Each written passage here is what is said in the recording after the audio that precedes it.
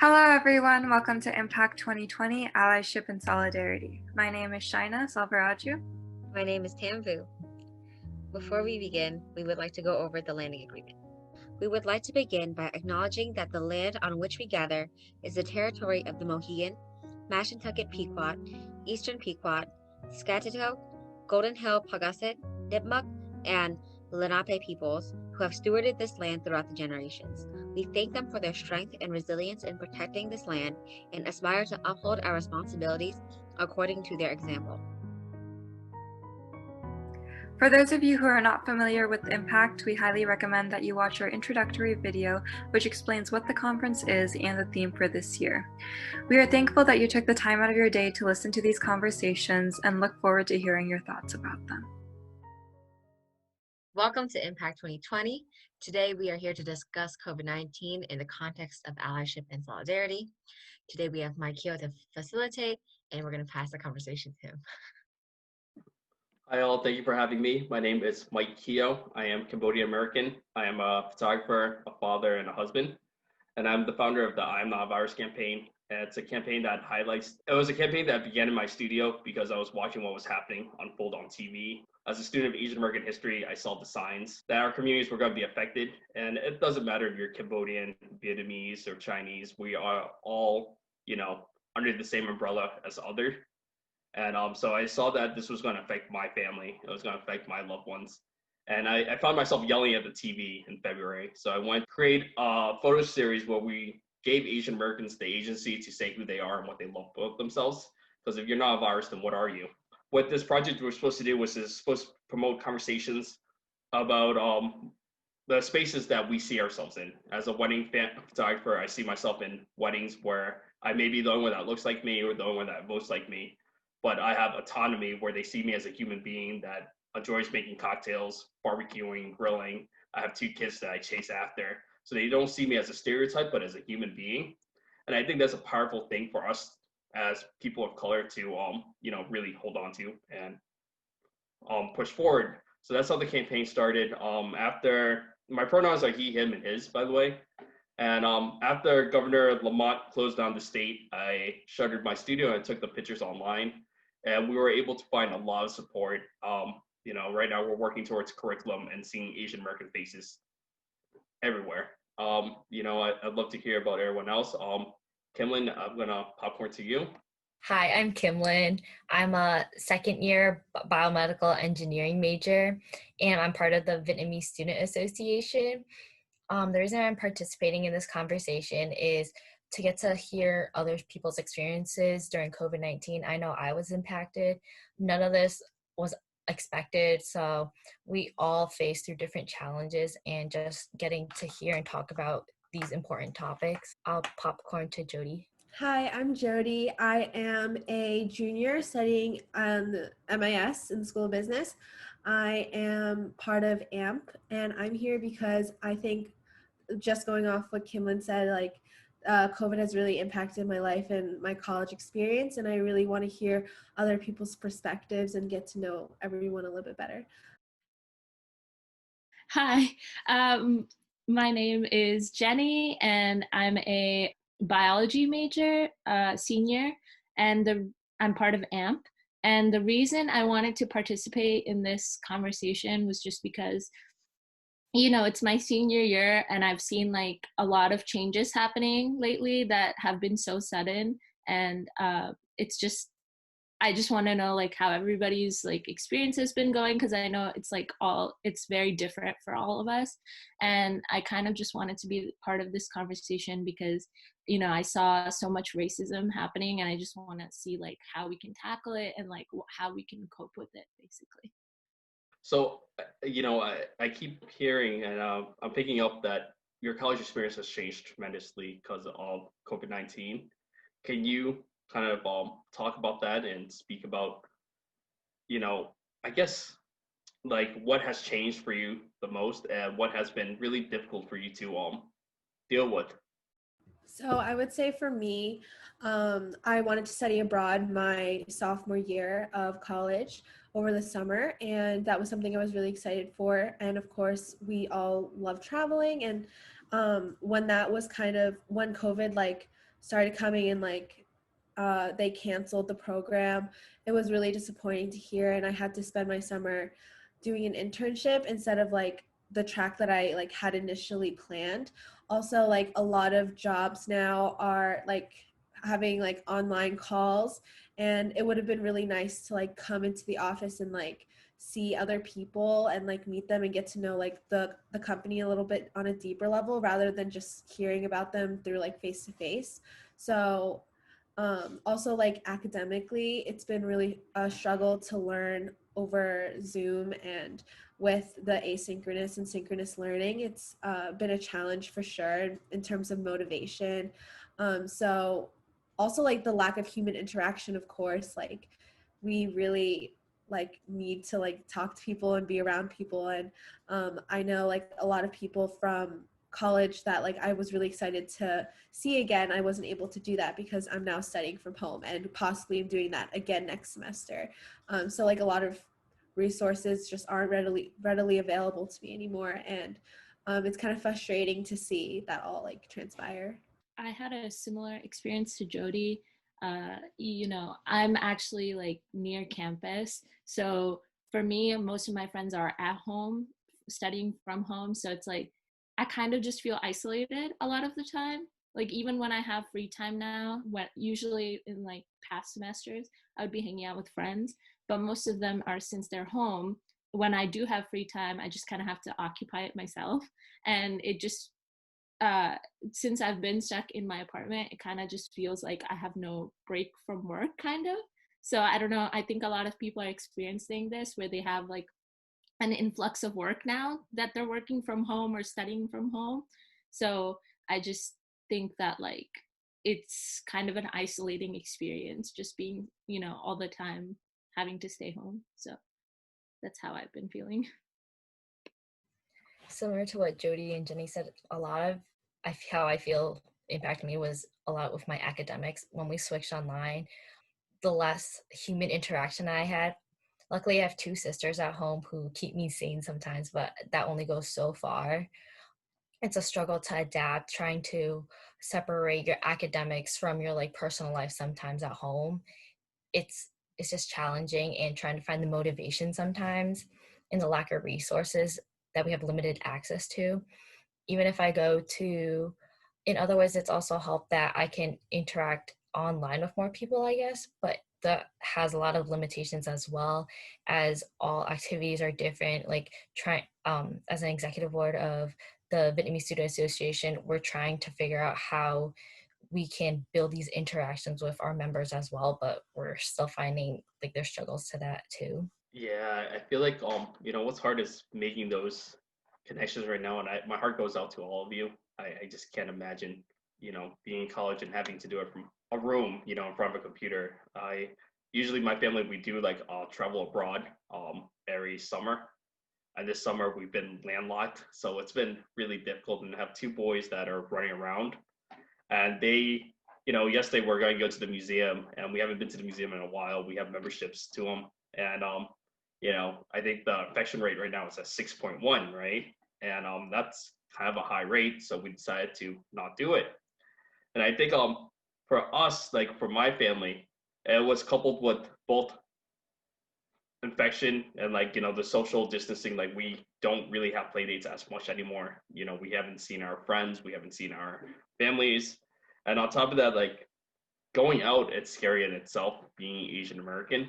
I don't know if anyone's gone out to like a store in the beginning of COVID or like even now, and they felt othered, or they felt, kind of pushed away because of who they were or who they are. Have you had any experiences dealing with the mental health part of it where you're asked to be isolated and then going somewhere like a grocery store or like the post office, and you felt that you were discriminated against for being Asian American? I definitely agree with you that like there is a certain fear that comes with going out now, just because first of all everybody's like talking about how the infection rate's getting much higher, and like there's a sudden influx of more cases. So even though I'm being safe, I feel like many of the people might not be. So it's like a fear that maybe I should not go out. but I personally have not experienced any discrimination, but that's probably just because when I do go to the grocery store, I usually go with like my roommate or my sister or somebody. So I can definitely see how, like, if you're, I don't know, I guess like towards the beginning, maybe there was a lot of stereotypes. I know there were, like, people were calling the virus the Wuhan virus. They were just like categorizing a type of, like, a place with the virus, which didn't make sense to me because it's all throughout the world now. So it's like you can't really categorize the type of people or the place where it started from as the virus. So I just, it was hard for everybody. So I think I can definitely relate to the people that like have a fear of going out now, even to the grocery store. So it's just been hard. Similar to what Jenny said, luckily I haven't experienced any discrimination while going out, but I also do limit with where the world is right now with the pandemic. I don't go out as much. I only go out for food shopping. And I do think towards the beginning, especially, that there was a lot of discrimination toward Asian Americans, as Jenny said, about the calling COVID the Wuhan virus and all that. So definitely, I feel like some precautionary measures were taking place while we went out, but not really, since I feel like my community is pretty a safe community and not as expressive, I guess. Yeah, same thing here. Just kind of maybe if I did experience discrimination, it was unconscious and just known, like, not externally but internally, and I haven't really like kind of thought about it. But I would say that it's easier to stay within the Asian American community during these times too, to feel that sense of security and safety, that like, and it's kind of course it's like subconsciously, like you're doing it, you don't feel like you belong. So definitely that's been a struggle, just kind of like finding my place and like finding the normal in the chaos. So you talk about this idea of belongingness, right? And where you feel safest. When we started this project back in March, we recorded a lot of stories, and a lot of our participants, my siblings went to UConn, so a lot of our participants were actually UConn students. And there were these stories about certain students using hand sanitizers, or like people would use hand sanitizers when they see these students. I know with me, one of my big worries are like my parents, right? My parents are a little bit older. I'm afraid that when they catch COVID, and two, that they might experience racism because they're older. And I think another thing about COVID related cases is that there's been a history of anti-Asian racism. Like, as Asian Americans, one of the things that I felt when we started this campaign was I felt that we have kind of a forgetfulness where we don't realize that like this has happened before. Like the Wuhan flu has happened when it was Buy American during Vincent Chin in 1982. There was a gentleman by the name of Rose Modi in the 80s in Jersey City. After a string of 13 attacks against South Asian Americans, he was killed.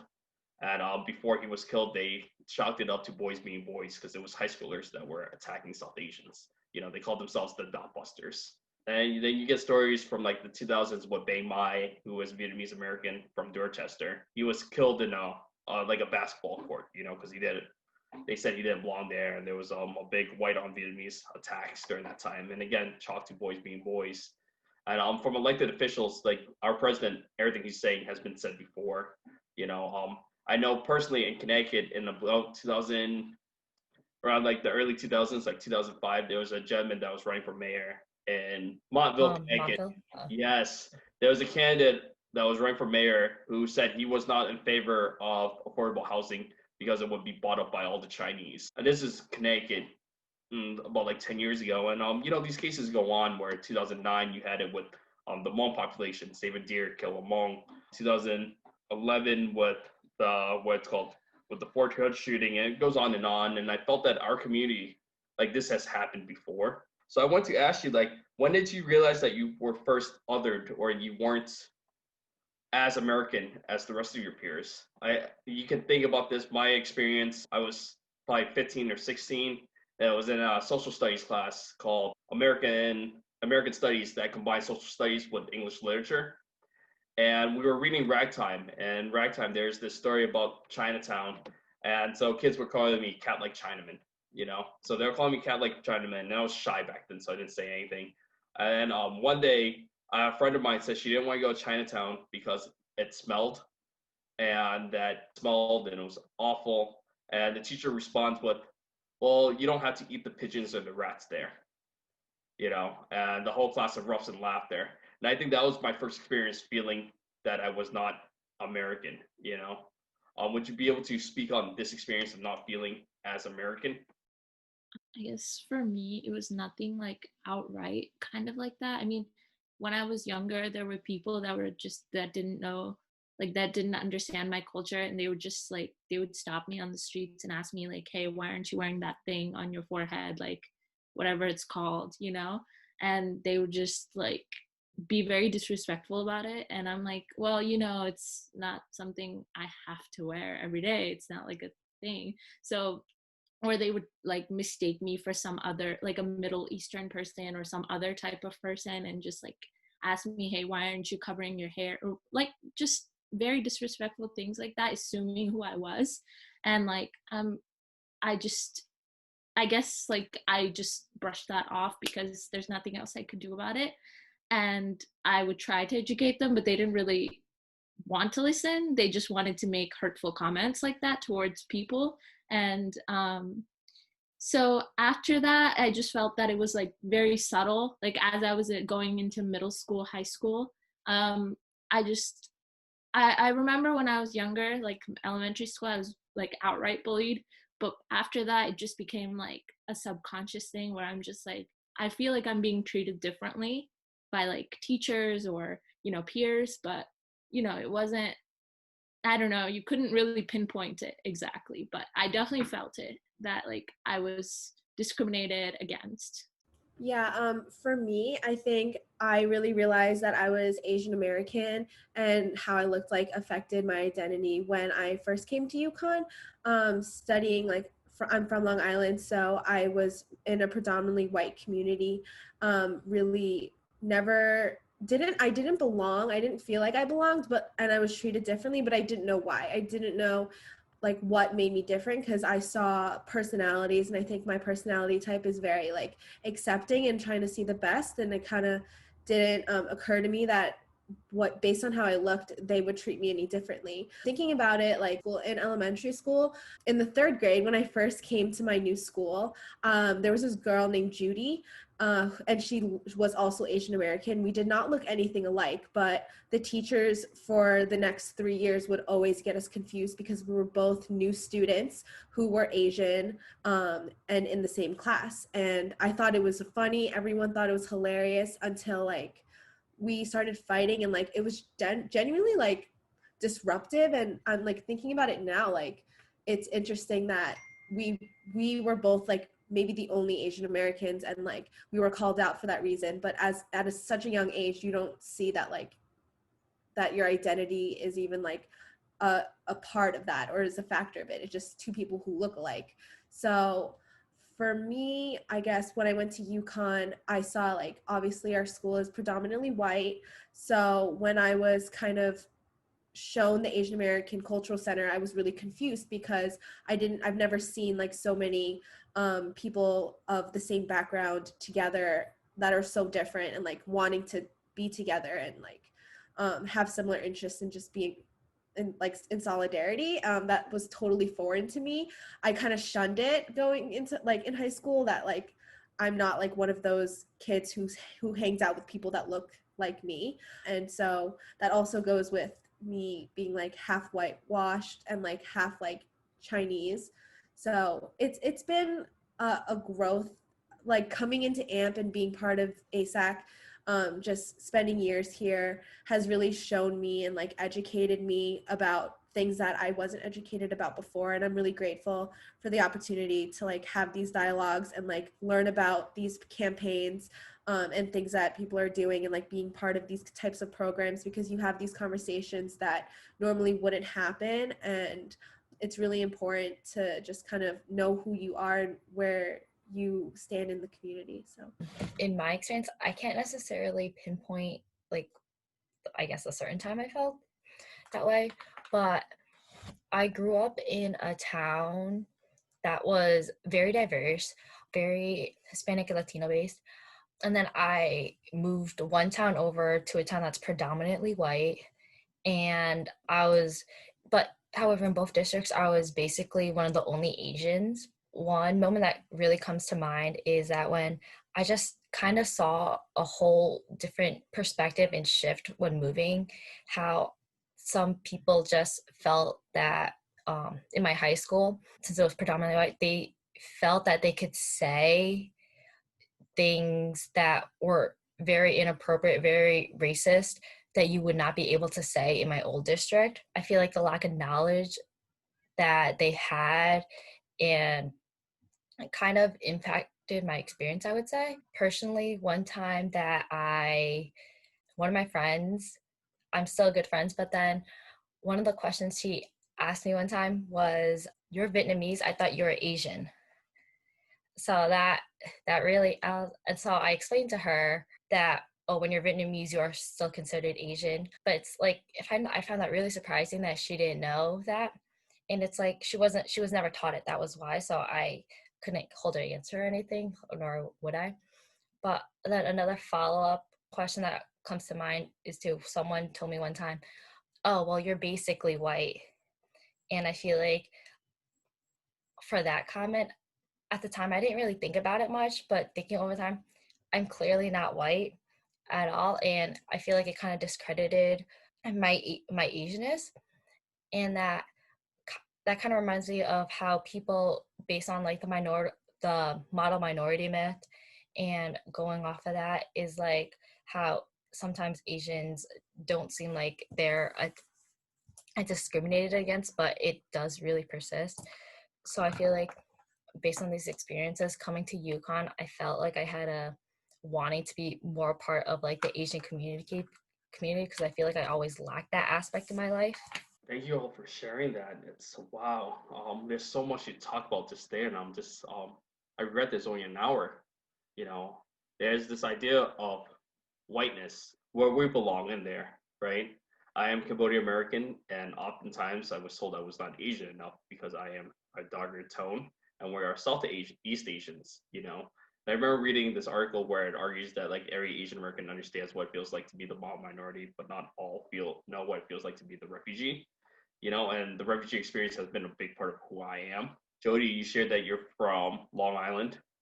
Um, my heart goes out to you. My best friend, she is half Vietnamese, half Puerto Rican, and her husband's Puerto Rican, and they moved to Long Island, and they bought a house there, and they came back within a year.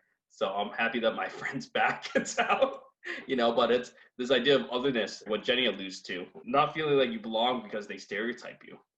You know, and when we started this campaign, one of the big things that was going into my head was, why does our community have to reorganize every few years to fight these narratives? You know, there's Valerie Carr, who in 2001 created a documentary called Divided We Fall that highlighted the South Asian experience during the wake of 9/11. You know, there was a gentleman that was killed during that time. And, you know, for me, Angela Rolla was just such a big influence in who I am and how I see the world around me, you know, and she brought in Valerie for that. And it was an amazing conversation. And Valerie's still doing her thing, you know, highlighting hate crimes. During this project that we created a series called I Am Not a Threat. I Am Not a Threat highlighted the Black experience after the killings that we saw in the spring of George Floyd, Breonna Taylor, Ahmaud Arbery. And, you know, by the time that we have to like mourn one name, we have to learn like two more names, you know, like it was difficult time. So what we did was we started off with I Am Not a Virus, and then we did I Am Not a Threat. And what was really striking to me for I Am Not a Threat were that we had participants talk about when they first identified as Black or when they first saw themselves as Black in America. And oftentimes these stories, we had 20 participants, and every single one of these stories ended up with a parent or a grandparent, a mother, father, grandmother, that walked them to the experience of being Black in America. You know, the experiences were 20 years apart. So I think it was Jody that shared that she was confused but with another girl's name that was also Asian American. I spoke to a mom in my hometown, West Hartford, whose daughter is called another girl's name, and they keep getting mixed up even though they don't look like. The only thing that they have in common is that they're both Asian American, you know.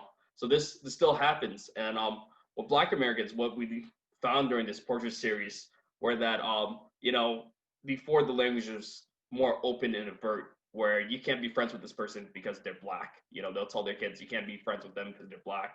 And then like 20 years later, you had another recent UConn grad who shared that she had the same experience in the, I think in the late 90s, early 2000s, where her friend's mom didn't invite her to the birthday party because she didn't belong in there, because she wouldn't fit in, you know? And for me, what it made me like really realize were that I had a lot more racist incidents that happened to me prior to what I thought was my first racist incident, but I didn't have the language or the perspective to kind of say what was happening to me. And I think that your stories really, really highlight that. You know, when you first started taking AMP, like, you know, the mentoring program or joining like the community clubs, what did you discover about yourself? For me, I discovered in my freshman year that I didn't belong, which is really weird. I look like I should belong, and I didn't feel that way. I felt like I was in a foreign place. I remember the fall kickoff, just being in the room with my one mentor that I knew, and just with all these other people that were just so different. I was really overwhelmed. So it wasn't easy to kind of ease into that process and know like that I had a place in this spot, because I knew that I was so different, and I knew my experiences were so different from anyone else's. But now I kind of see that as like a strength, because I kind of bring a new perspective to the conversation, because I never identified with being Asian American until like much older, and I like experienced all these microaggressions so early, and I just didn't know how to identify them until like very recently. So it's a lot of like reflection. It's been very interesting. Yeah. I would say from my experience, coming to UConn and being part of these cultural clubs, especially the Vietnamese Student Association, people, I kind of had I feel like the opposite of what Jody experienced.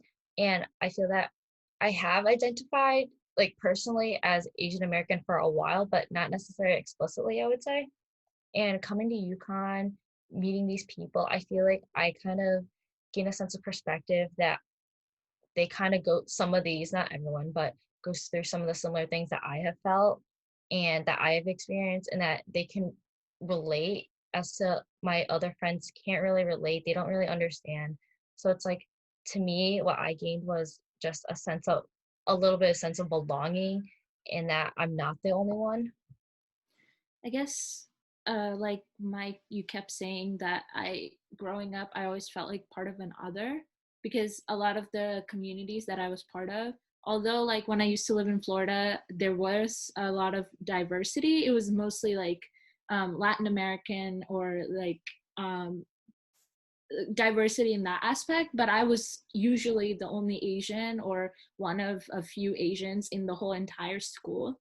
So I felt like that I was always like an outsider, and that like, you know, people didn't really understand my experience. So I just, you know, I became friends with the people, like the predominantly white, you know, community that was there.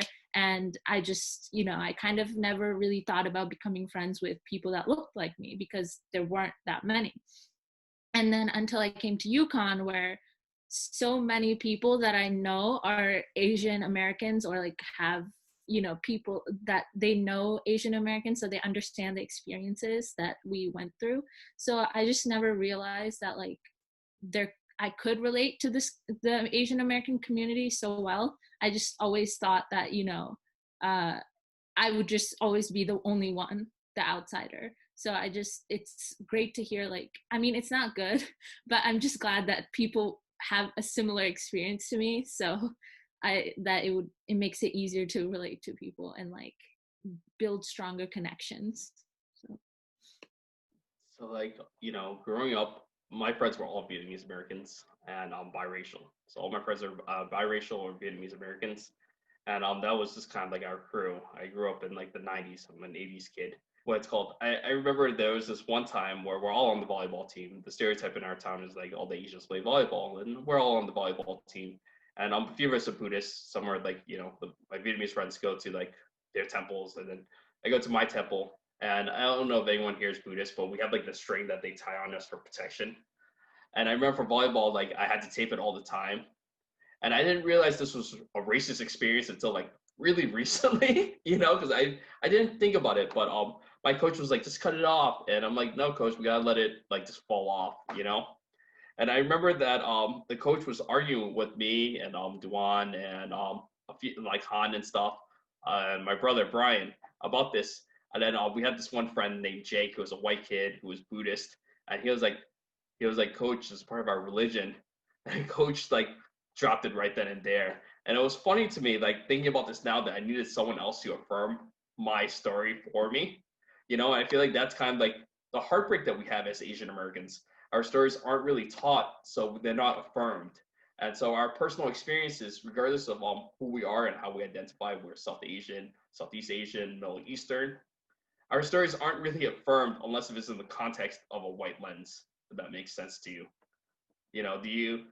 Do you feel that there are, and I feel like this is where COVID happens, right?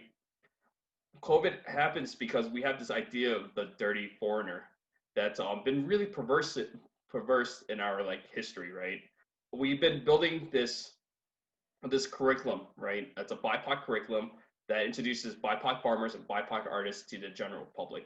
I'm actually super excited about this because we had a meeting today. They're going to be piloting this within the school system, and we're getting a lot of support on this. But it's to include Asian American voices into the school system at an earlier age, because for my son, his first representation of seeing himself reflected in a book was at pre-K, because Asian American History Month, I offered to buy books for my son's teacher that had an Asian American face in it.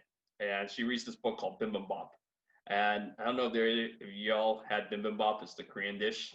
And there was a rice cooker in it, and he sees this rice cooker and he starts squealing because he has that rice cooker on his kitchen counter, So I think it's really important to affirm our stories. When was it the first time that you saw yourself reflected in a manner that showed you as human through like, a mirror or through another story? And it could be something in college that you saw during, when your time with the Asian American Cultural Center, or it could have been like a previous incident where you saw yourself reflected on the big screen or the silver screen. For me, it was mostly in college. How they have like all these student associations, so like BSA and ISA got together and they have this like event every year where they just like put on a dance, and it's like a banquet, and they rent out a really big hall, and it's like a really extravagant event, and they encourage people to get dressed up in their like traditional clothing. So I never got to dress up. I wanted to this year, but things happen. But it was just awesome to see, like, because India is so complex, they have so many different types of like outfits, so many different regions. So it was just amazing to see like everybody get dressed up and like come together in solidarity and just, enjoy the art and the food and just the music and the culture of it all. And it was a great time. That I had a great time going to this event, and it just, affirmed to me that, the everything that I know about my culture, and that there were people that didn't know like what our Indian culture that well, and they came to the event and they also had fun. They just enjoyed themselves. Even though they didn't get to dress up, or if they did dress up, they just really enjoyed it. I always think it's nice to take time to like dress up and get ready and go to like events to learn about other people's cultures. So I just really enjoyed it. Kind of similar to what Jenny said. I feel like last year I took part in the Vietnamese VSA's and KUSA's Lunar New Year celebration, and toward the end of the celebration, they always have like this fashion show where they all dress up in their cultural outfits. I did partake in the fashion show, but I didn't have a cultural outfit, so I had to borrow somebody else's. So I feel like I kind of wish I had my own, and in the sense that like, oh, how come it's taking me so long to really get one of my own, because I felt like that we haven't used them in the past. So, but in the sense that like seeing, as Jenny said, everyone come in, whether they were of different racial and ethnicities, that they just came to enjoy the event and socialize and enjoy the night and just learn more about our culture. For me, like having this conversation, first of all, I've like had a bunch of stories of my childhood just come up. And it's been really interesting to kind of like internally reflect on them. I would say like just hearing the question at first, like I couldn't think of a time when my identity was validated or on display, because it's something that just isn't really like talked about. Even at college, when I hang out with my Asian American friends, we feel like this internal community, but like it's not really spoken about unless it's like we're getting pushed to have those hard conversations, because again, like the language issue, like not knowing what terminology to use and like how to address it properly and like where you even could begin. But one really good memory that I always like to, well, like I'm just thinking about now is when I went to Taiwan over winter break with my whole family. My mom really wanted us to go to her native temple, and she used to go there when she was a kid, and like everyone knows each other there, and it's on top of this hill. And it was like when Mike, you told the story about the string around your wrist, I immediately thought of that, and I was like, how do I know that? Like, how is that something that I'm actually educated about? And it's weird how like I could only have appreciated it, and I cannot explain to anyone how much I appreciated that moment, especially being like after like going to the Asian American Cultural Center and like being more educated. I was able to, at that point of my life, like actually appreciate things and not shun it and think like it's weird and like strange like I was previously kind of conditioned to think. So I just could see like a lot of the shrines and the traditions that they had, and like I tried my hardest, even though like internally I knew like a part of me was trying to like fight it and like leave and like complain, but also like another part of me that was like, this is where my mom grew up, this is where my mom was when she was younger, this family, like they've all known each other, it's a part of my identity, and how my mom really cares about it, so it's something that I should care about as well. So just that internal struggle and just trying to be more open to a different experience. Thank you all for sharing that. I think this is a part of like where COVID comes into, right? This is why we see so much COVID racism, or we see so much xenophobia, because these stories that we're all sharing, you know, from like not having your own all die, right, for the Vietnamese celebration. My best friend, we searched high and low, and none of us speak Vietnamese, to get this made for her because her grandma was Vietnamese and she wanted to honor her grandmother at her wedding by wearing this. And we found one, which is awesome, right? Or like, you know, these experiences at our temples with our parents' ancestors, you know, we don't see these represented. We don't see these parts of our culture seen in a positive form. It's either seen as strange or not talked about at all, you know? And I feel like when we talk about COVID, we have to understand that like the racism that we're facing and the racism we're seeing is systemic, you know, and it's systemic. It's been built in where our stories are so marginalized that when we see ourselves being attacked as not being seen as you're attacking your neighbor. You know, an Asian American being attacked is an attack against your neighbor, is an attack against your community. It's not an attack against China. It's not an attack against the Wuhan flu. And this is like a conversation that's come up again and again, especially with you see this with Black Lives Matter. There was a story about the young white boy who was killed by you know, a black man. I don't know if y'all seen it on Facebook, but a lot of people on the right were posting this, and they're posting it to say, "Where's justice for this child?" But the guy that killed him was arrested. You know, it was not a police officer that took this life. You know, and it's the reason why people were so inclined to share the stories, because they saw themselves reflected in this. They saw themselves reflected in the narrative. When they saw this young child, and it's a tragic story and it shouldn't have happened, but they see their sons in it. They see their nephews in it, their grandchildren in it. And for them, it strikes their emotional chord. And I feel like that's what I see when I see Asian Americans being attacked. When I hear this rhetoric of like the Wuhan flu, of the Kung Flu, or let's blame China for this. I don't see it as this abstract. I see it as my parents that are going to the supermarket. I see it in Adong. I don't know if y'all familiar with Adong, but I see it in the communities and the neighborhoods I call home. Yeah, and I appreciate your experiences and how this conversation is bringing up your past and allowing you to see it. Because as Asian Americans, we aren't allowed this space, right? We are in this cycle of oppression Olympics where the way we feel is lesser than because someone else has had worse oppression. So I do think a brave space like this for Asian Americans to share their stories is just really important. And for us, one of the main things that we're doing is to bring these stories of our communities to the forefront. And I want to share my screen with you. So history is colorful. We've had a lot of ad agencies reach out to us, including Admirasia. And one of the main things that we were trying to do was how do we bring Asian American stories to fight COVID-19? And one of the things that, I wanted to do was to bring our stories and our history into the school setting so kids of all races and all ages can see our stories reflected. So kids like my son can see people that look like him that are making change, or other kids can see him or see people that look like him. But it's a diverse book. This is volume 1. And we have East Asians, Southeast Asians, and Southeast Asians represented in it.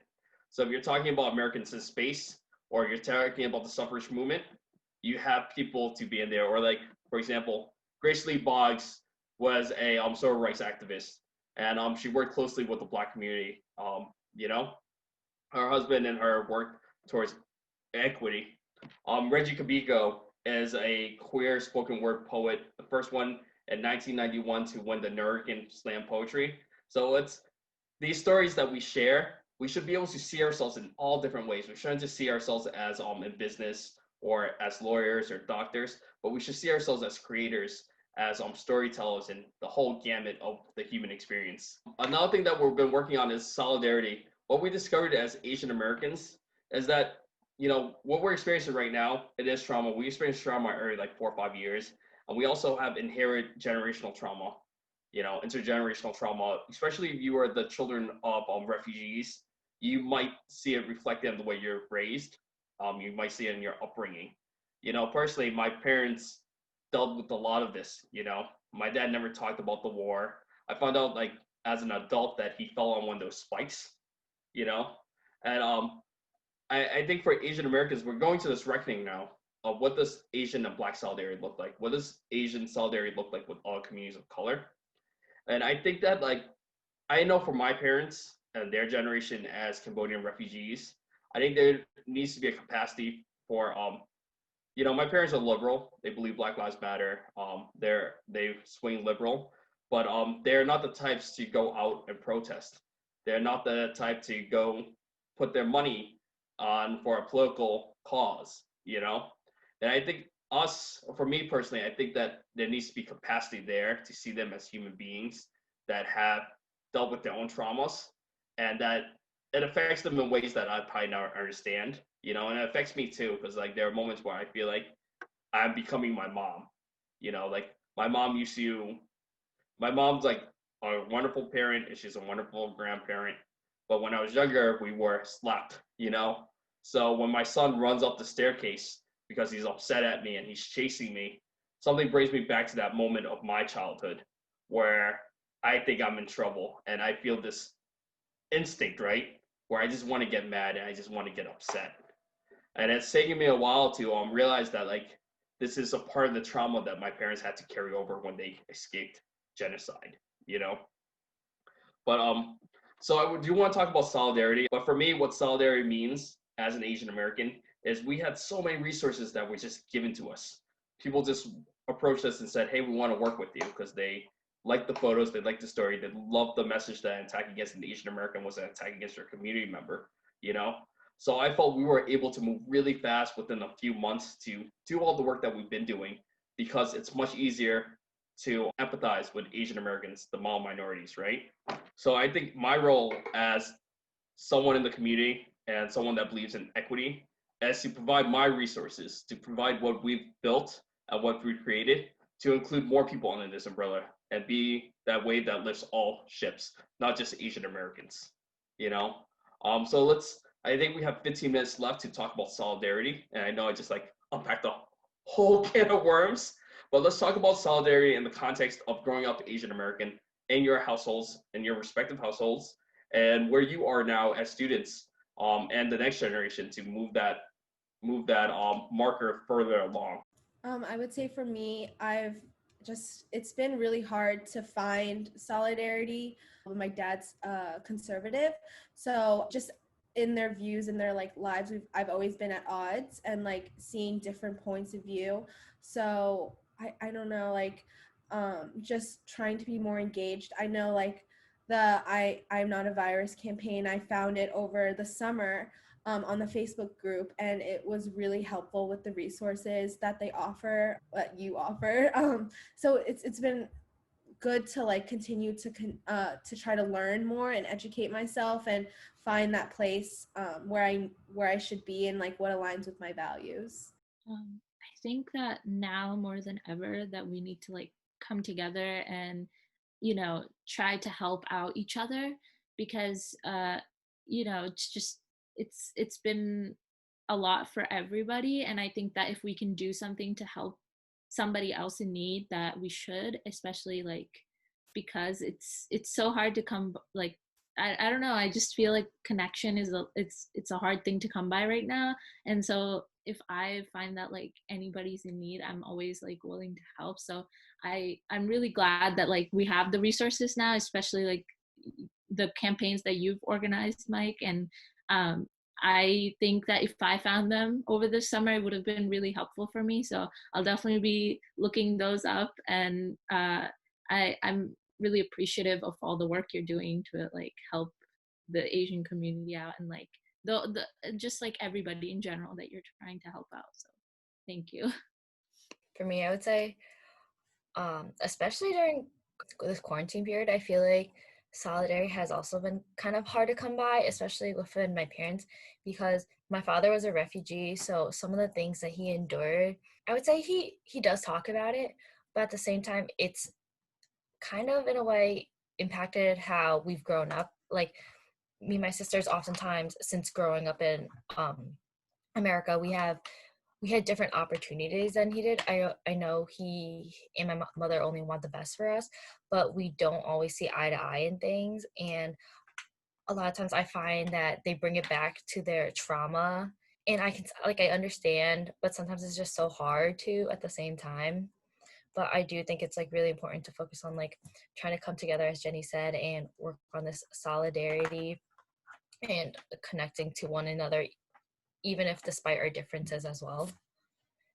And I would like to also thank you for all the resources that you've provided. You're welcome. Thank you for inviting me to this space. I know, what parents, I am about a decade older than our team. Our team are made of like young grad students as well as college students. And I feel like the next generation of Asian American leaders, like that generation, it's kind of the generation that's really going to propel Asian America to the next. Kelly Ha, who is a UConn student, she's at School of Master Work. She put together this amazing resource with the Asian American Studies Institute. That's a mental wellness activity book, that goes over these topics, and Bin Dang helped create this.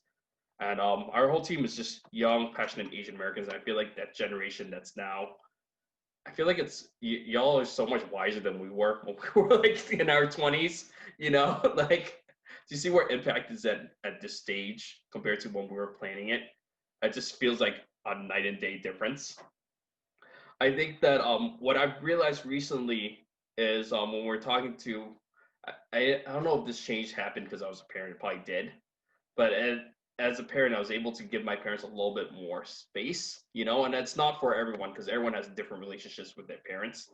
But I had a conversation with my sister's boyfriend's parents, who's close as family now. They've been dating like 5 years, and they are Chinese American, and they are, they're well off. It wasn't always the case. So when they talked about like Black Lives Matter, it was always a really tough conversation to have with them, right? And I was there for one of the conversations, and I've been told about previous conversations, and we had a conversation, they were able to move a little bit closer to where my position was, like at the very least it matters. And I think what was really hard for them was this idea that they were mild minorities and that they had this level of comfort that other communities didn't have. And the way that conversation was framed wouldn't allow them to get into the conversation at all. And these people, they came here as students that had no money, not a dime, and they didn't know where food was going to come from. So what they would do was they would like save food, right? And then someone finally told his father that, listen, you can work at UConn's cafeteria and you have access to food and you can bring it home. So that's what he did for like about 2 years while he was in school. He worked at the cafeteria, and he would pack food home so they would have food for the week. Like on Friday when everything's closing, he would pack whatever they were throwing away. And for him, that didn't feel like he was privileged. And when we had this conversation about equity, about how some people still face that because it's systematic, he was able to kind of understand that and bridge that gap. And I think that's where it's the capacity to see them as human beings with their own struggles and their own failings, and to meet them there. That's how we kind of bridge it with the older generation, And I think there's a lot of work that could be done on college campuses on anti-racism, right? I think that's kind of like the work now, and I don't think it could be led by educators or members of the communities. I think it's student-led, which I really applaud you for having this conversation. I think for my last question then, are ways you feel as an Asian American where you can't talk about the racism that you experience? Like and does it scare you to talk about experiences that were racist to you in the context of, more of a BIPOC umbrella? I think that would probably be the last part of the conversation I would like to have. I think now that I'm like able to acknowledge like what is racism, what is microaggression, like now more than ever, like I'm able to recall events in my past and like actually recognize like what was being done to me, like you were saying, like name it basically. So I think that my only fear would be that if people who are not there in their journey yet, if I'm to talk to them, maybe they would think I'm overreacting or discredit that event was even like racist or discriminating towards me. So because I know that in the past, maybe when I wasn't as educated, I might have thought that like somebody nitpicking every single event could have been seen as an exaggeration. So I just I don't know that if somebody wasn't in as like in the same, I guess, journey as me, as discovering like who I am and like my past and all that they would not be able to like understand where I'm coming from. But I still think it's an important conversation to have, even if they're not able to recognize exactly what's happening, that like they see that just putting a name to it, just telling my experience, I think could influence them to think back on their own experiences. So I'm never like truly afraid to talk about it. I just think that like it's important to talk about. I just fear that sometimes people won't understand where I'm coming from, or that they'll like think that I'm, I don't know, over exaggerating. But I think that like recognizing what's happening is very important, and sharing your like stories and your past is very helpful. So I was basically going to say kind of similar to what Jenny said about the concept of, I feel like for me, the fact that someone can discredit like what I'm trying to say and like not be in the same situation, kind of in the sense that discrediting how I'm feeling, basically, as Jenny said, that overreacting. And I know for me personally, it takes a bit of time sometimes to process what I'm thinking. So like I might not realize like down the road. So that for me, I think takes a while. But then also is like sometimes I personally feel like I could always need more information. So I feel like sometimes if I speak out too soon, that I'm like not well versed, not knowledgeable. So, and that someone else could potentially say something that makes more sense than what I'm thinking in a sense. Yeah, I think with COVID-19 and the racism that we're seeing against Asian Americans and other communities of color is that we need to affirm our stories and be unapologetically Asian or unapologetically who we are as human beings. And that our stories carry weight to it. Because being a wedding photographer, I've been doing this for about like 10 years now, where before then I was doing fashion photography, which I didn't really like. But with weddings, what I loved about them were that regardless of who you are, you have a story to tell. You have people you love, and I think the greatest wish as human beings is to love and be loved. You know, I think we all experience that. I think that's what we look for when we find partners and when we find community and supporters. That we find a place where we feel like we can love this person, they can love us, right? And I think that with COVID-19, with all these hate crimes that we're seeing, these hate crimes are not against a country. They are not against a virus.